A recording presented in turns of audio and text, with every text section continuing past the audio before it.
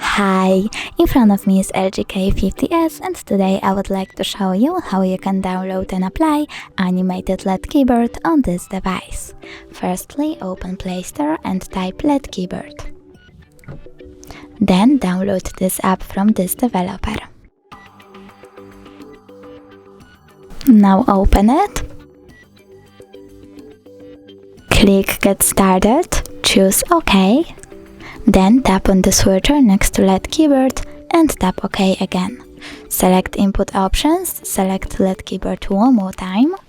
And over here you can pick keyboard that you like the best after choosing one of these options.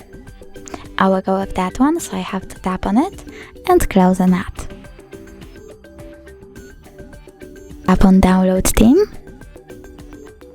And now when I go back, I can see that my keyboard was successfully applied.